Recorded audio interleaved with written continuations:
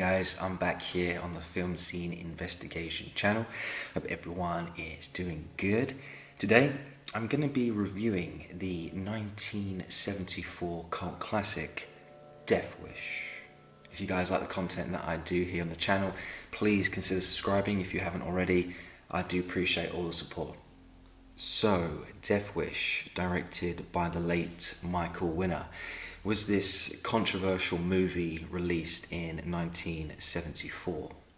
Starring the screen legend Charles Bronson, the film would go on to become a cult classic and define Bronson's career. Now, I first watched Death Wish during the first lockdown in 2020. I was very aware of Bronson and the Death Wish franchise, yet I'd never bothered to give it a go. So one night at home, with nothing to do, bored out my skull, I decided to sit down and watch some old school movie trailers. Eventually, the trailer for Death Wish popped up on this playlist that I was watching, and yeah, immediately caught my attention. Yeah, I liked what I saw, and a few days later, I made the effort to finally check it out. And I must say, I thoroughly enjoyed it and kind of geared me up to go on and watch the various sequels. Since then, I've explored the whole franchise and I would definitely consider myself a fan. I mean, all of the 5 films have, something to offer, and while of course they're not perfect, combined they do make a great movie series. To those who don't know, Death Wish was based on the 1972 novel by author Brian Garfield. Both the film and the book explored the subject of vigilantism in pretty graphic detail. Upon its release, the book received favourable reviews, but did not become a bestseller. So, back to the movie. Charles Bronson starred as the New York architect Paul Kersey, a middle-aged man living with his wife and his daughter.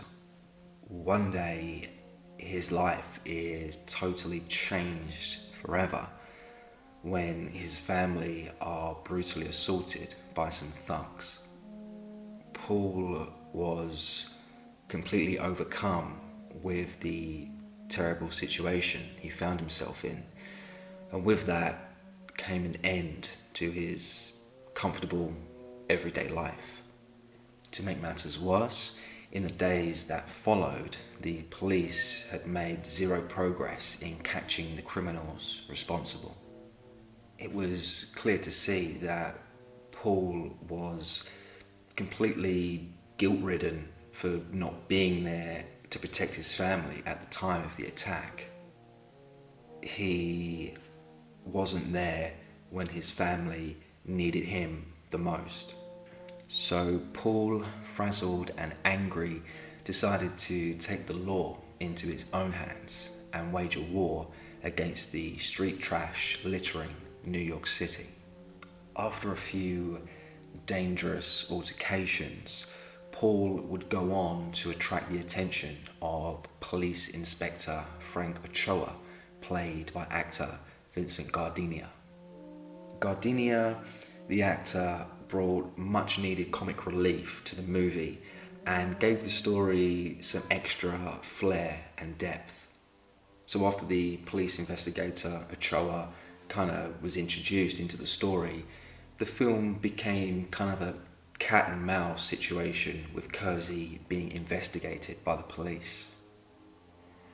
Now, when it comes to the assault scene that we saw, it definitely was a hard sequence to get through.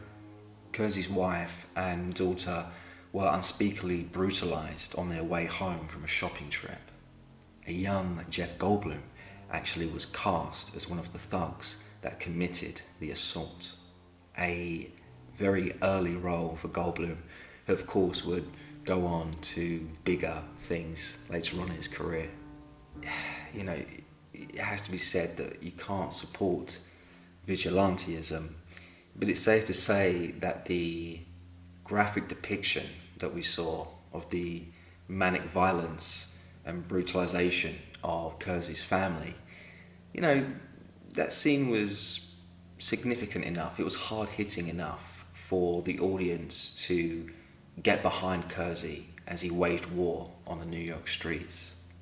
So let's talk about Charles Bronson's performance here for a moment. The actor was extremely well cast as the character Paul Kersey, a dedicated professional and family man who was driven to complete despair after his wife and daughter, of course, get savagely attacked. Bronson, who was 53 at the time, was more recognised in Europe and Asia for his works in The Great Escape and The Magnificent Seven. But after the release of Death Wish, Bronson became a household name to American audiences. Yeah, Bronson's performance here, it really was quite impressive. His transformation from family man to grieving vigilante was handled very well by director Michael Winner, and the performance, rightly so, created a kind of career resurgence for Bronson, who went on to become a popular figure in the American box office. The normalcy that the character showed at the start of the movie only strengthened the impact of his vengeful actions that came later.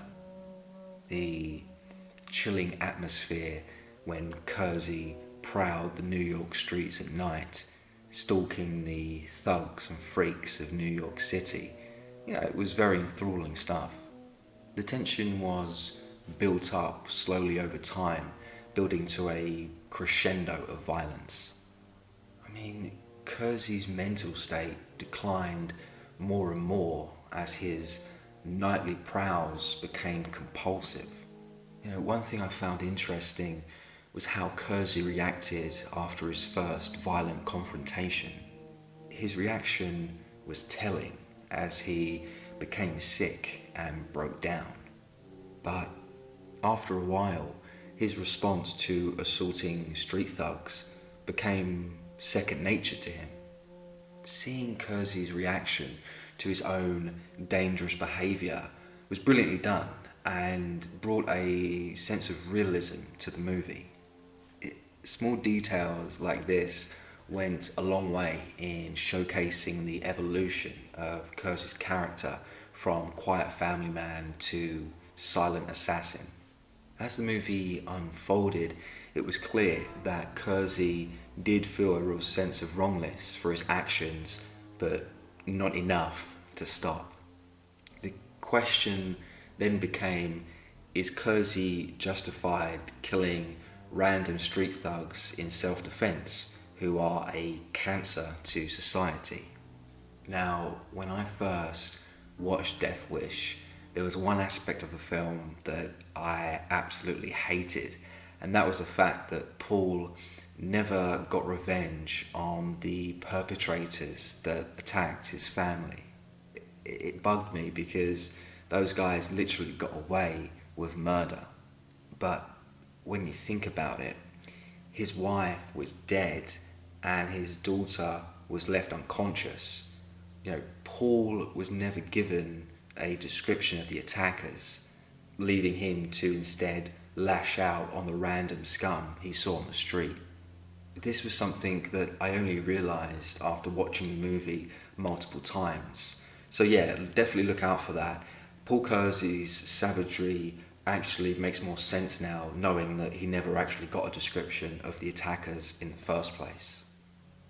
So upon the release of the movie, the film was praised for Bronson's performance, but received criticism for its ugly depiction of violence that seemingly advocated for vigilantism rather than argue against it. For me, I feel that Death Wish was unfairly targeted. The movie raised an important question, that if the police are ineffective should people be able to actively defend themselves against the threats that come their way. Yeah, it was thought-provoking cinema with substance compared to the Hollywood escapism we see today.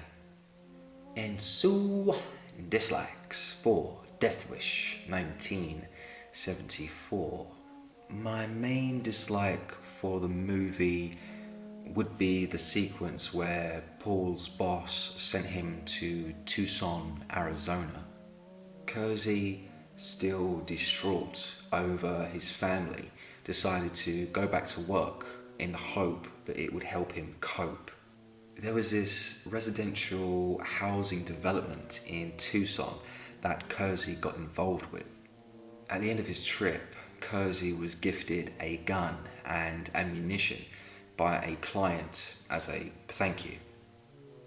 Now, I didn't hate the sequence as it was a way for the Kersey character to obtain a gun, but given the location of the desert, it just, for me, was very jarring visually as we suddenly got transported from the dark New York streets to the sunshine of Tucson.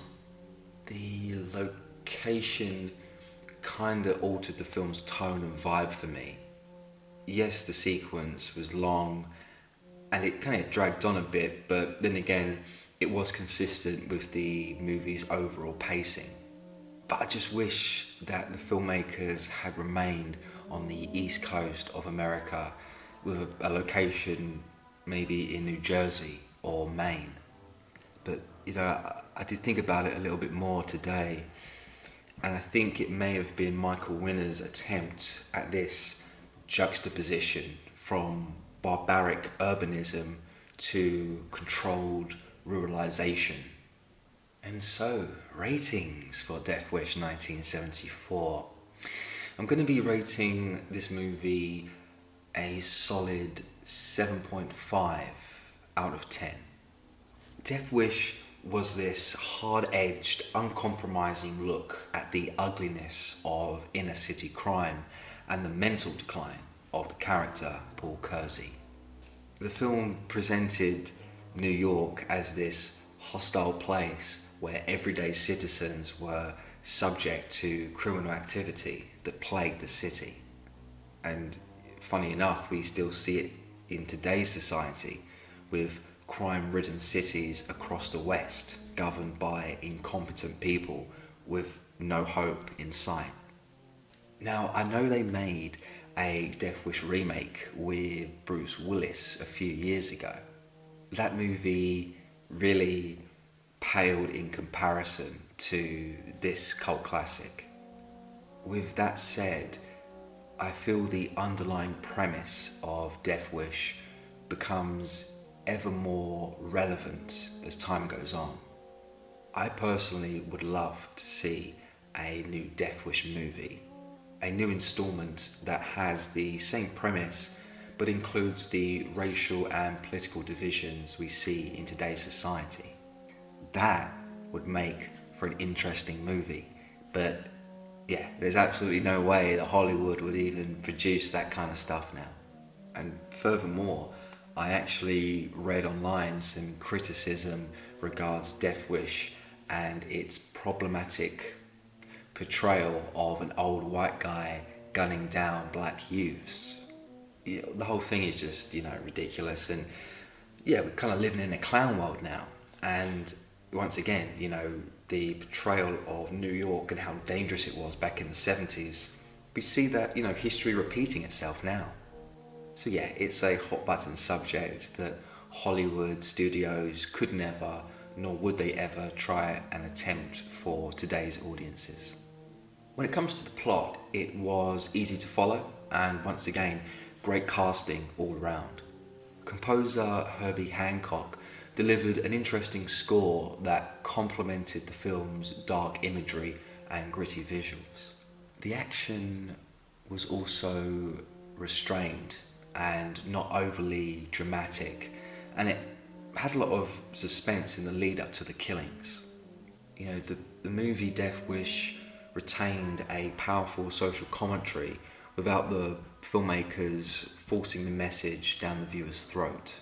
You could say that the movie treated its audience with intelligence and not disdain.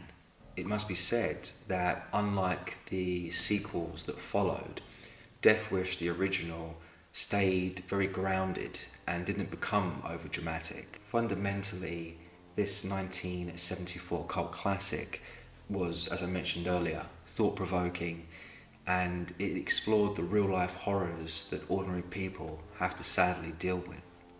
If you're watching and you have seen Death Wish, please let me know your thoughts in the comments section below. I'd like to know if you've seen the other sequels and how you rank them, 1 to 5. And for those who haven't seen Death Wish yet, I highly recommend it. Just be prepared that the pace is a little slow, but still worth watching. Well, that is all from me today, guys. I hope you've enjoyed the video. I'll be back next week with another cult movie review. Don't forget to subscribe if you haven't, and of course, take care. All the best.